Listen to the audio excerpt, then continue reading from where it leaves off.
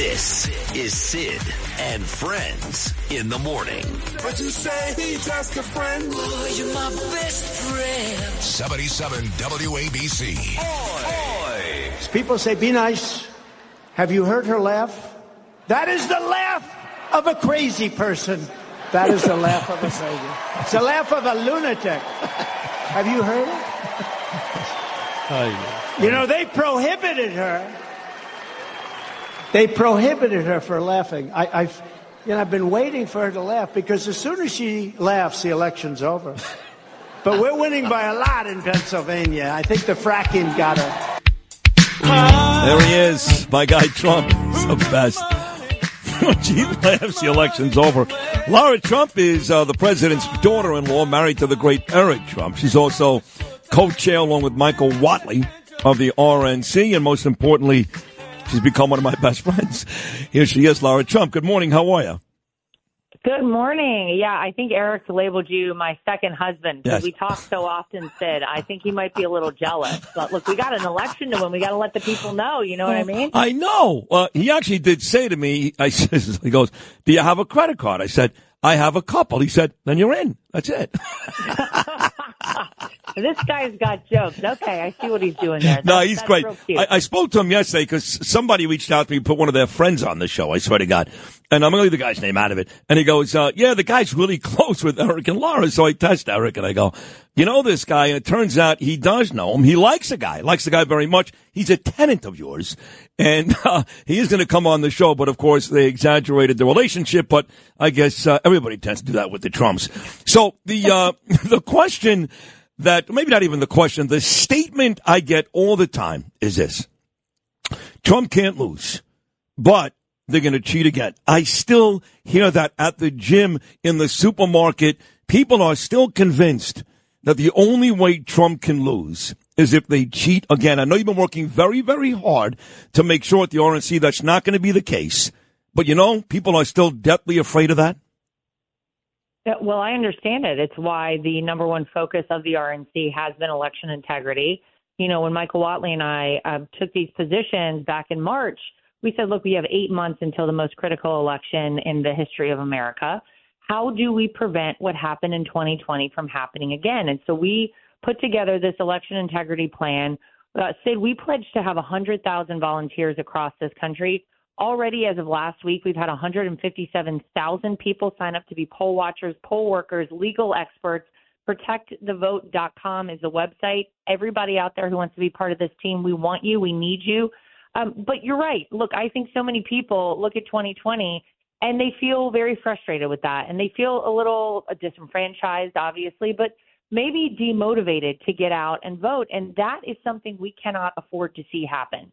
So what we want to make sure people understand is that we are working overtime in every single state in this country, and especially in the battleground states and specific counties and polling locations that Donald Trump needs to win in order to reach 270 electoral votes and become the next president of the United States, to make sure that there is no cheating, that there is no election and voter fraud, and to make sure that we send a loud and clear message to anyone who would dare cheat in an election. If you cheat in our elections, we'll find you, we'll track you down, and will prosecute you to the full extent of the law. Likewise, if you are an illegal citizen of this country, and that means you are not a citizen of this country and you're here voting illegally, we will find you, will prosecute you to the full extent of the law, and you will be deported from this country.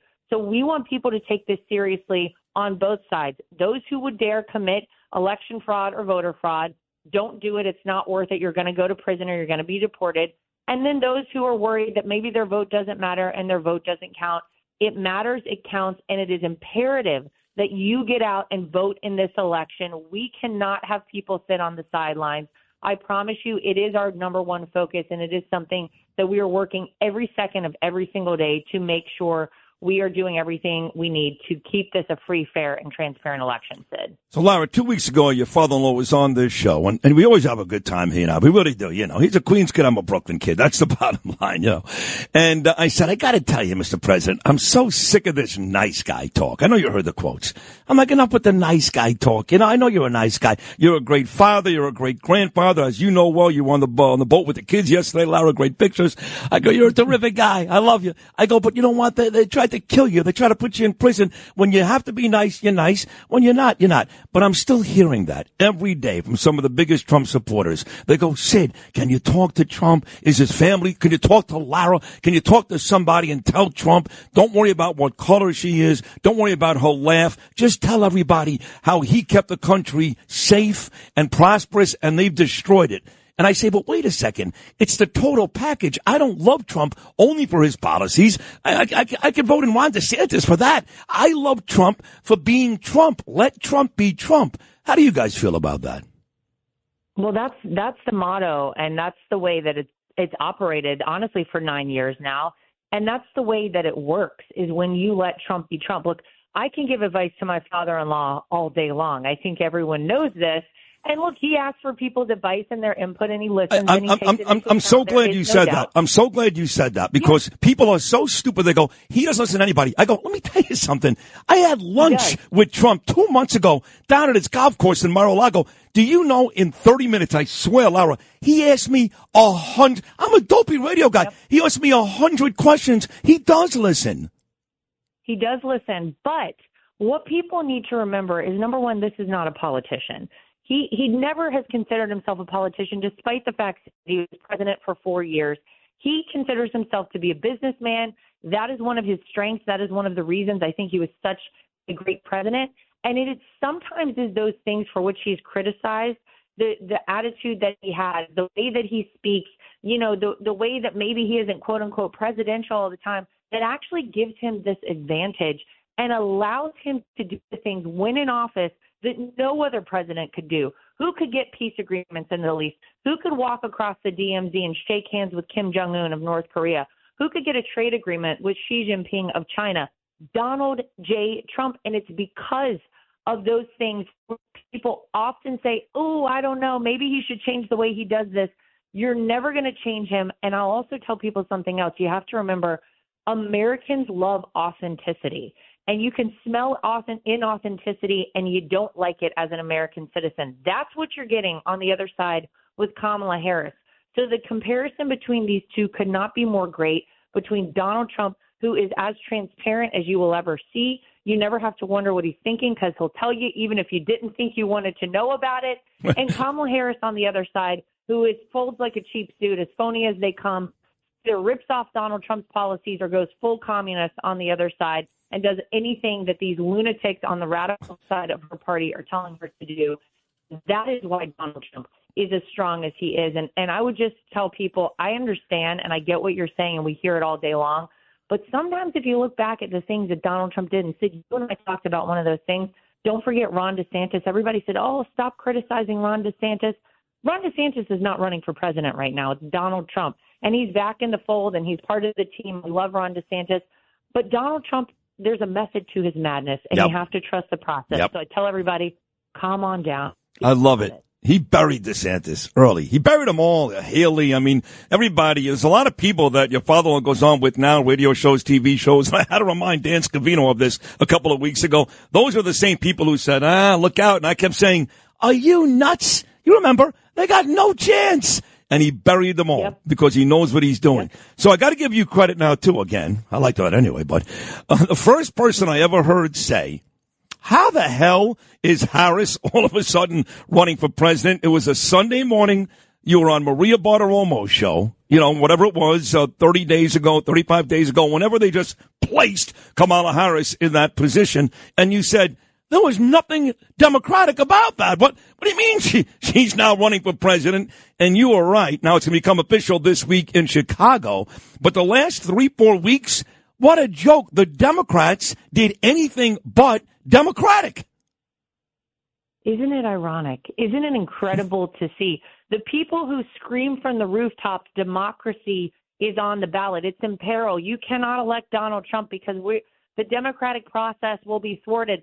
They actually did it themselves, Sid. 14.5 million people voted for Joe Biden. Not a single person voted for Kamala Harris in this election cycle or in previous. It's the reason whenever she ran in 2019 for the 2020 election, she had to drop out before her own state of California voted because she was polling so low, below Marianne Williamson, even with all those crystals and things. Marianne Williamson was doing more people wanted her than Kamala Harris. And so now for them to just plug her in and everybody says, so I guess we're supposed to just say, this is great. This is how America is supposed to work. No, it's not. And if you're a Democrat voter out there, you better take a long, hard look at this party and what they did to your vote, to your choice, to your decision for whom you would like to vote in this election. You may have voted for Joe Biden in those primaries, and now you got Kamala Harris and Tim Walz, the most radical far-left ticket in the history of American politics. It is insane to see what's going on. And the fact that we're now just supposed to move right along and not question that and not call it out, and in terms of how insane that is and how undemocratic that is, it's mind-boggling. But it really kind of goes to, at the heart of this party, they have no intention of doing anything that would be pro-American, anything that has been part of our legacy, our heritage, who we are as a country. They don't care. You know what they care about? They care about retaining power. That is why they pushed Joe Biden out of this race. That is why they've coordinated Kamala Harris. And that is why I assume over the next 4 days at this DNC, get ready, folks, to be gaslit for 4 days in a row. I would love to see how they're going to sell the American people on having another 4 years of what we've had in this disaster. Well, I don't know. I'm not going to watch it. I actually was screaming at Fox News this morning. I was talking to Mark Levin last night. I mean, enough already. Let their team cover that. Let MSNBC. And they said to me, well, we're kind of on both teams, Fox News. So I don't want to hear that either. But, all their hosts are there. I don't want to hear about it. I mean, look, we're not that far removed, Lara, from this amazing 4 days in Milwaukee. It was right after your father-in-law was nearly murdered. Thank God that wasn't the case. We love him. And then these 4 great days, right? We weren't worried about pro-Palestinians. We weren't worried about violence in the streets, setting fires, beating up people. We had 4 beautiful days. You guys were great, the whole family, even down to Trump's granddaughter. And he was magnificent, that last speech on Thursday night. Now, these guys start their thing today. They already had like thousands of pro-Palestinians in the streets last night. They got 200 different groups from Antifa to BLM ready to march down the streets of Chicago. They're ready to burn that city down. I mean, look at the stark difference between the Republicans. We had a peaceful, tremendous 4 days unity, and these idiots out there right now, they're ready to burn that city down. Well, take a look at this, folks, because this is the America that you're voting for if you vote for the Democrats. This is the kind of stuff that comes along with that team. And I think, honestly, Sid, I'm utterly shocked that anybody wants to vote for them. But that's what you're going to get. That's the 4 years ahead of you if you elect Kamala Harris and Tim Walz into that White House. And I also heard that when they released their platform, they still had on Joe Biden's name on there at the top of the ticket. So, what we say in my home state of North Carolina is bless their hearts because they're struggling over there a little bit. Yeah, we all know what that means. Yeah, he's going to speak tonight, and then he's getting the hell out of there because he hates every one of them. I don't care what he says tonight. He hates Obama. He hates Harris. He hates them all. So he's going to speak, and his Dr. Wipe is going to speak, and he's getting out of there to pave the way for Obama and Clinton and Walz and Harris. And oh my God, what a brutal couple of days. So on the way out, I know she raised a lot of money the first couple of days. I guess that's kind of tailed off just a little. How is the money situation over the last month, Trump versus Harris? Yeah, well, look, they went to all of the donors who had already pledged their money to Joe Biden whenever they coronated Kamala, and they said, hey, we need you to transfer this money on over. Don't buy for a second that people were so jazzed and so, encouraged by Kamala Harris coming in that they said we're going to dump millions and millions of dollars in this. That is not the case. These are the big donors, and they went and they said, please write another check, but make it to Kamala Harris. And they're trying to feign momentum. They're trying to make momentum happen behind Kamala Harris. That's what it's all been about. Look, we've had, I think it's 35 straight days now of $1 million+ raised. This is small dollar donations said at the Trump campaign. Those are the real people of this country. Our average donation is under $40. That speaks volumes. Those are the people of this country who, despite the fact that they've had the most abysmal economy in decades under Joe Biden and Kamala Harris's quote unquote leadership, you got to put that in air quotes, they're still donating their money to the Trump campaign because they still understand Donald Trump is the only way we save this country and get this country back. So do not feel like you shouldn't get involved. Do not feel upset about what you see happening with Kamala Harris. It's smoke and mirrors.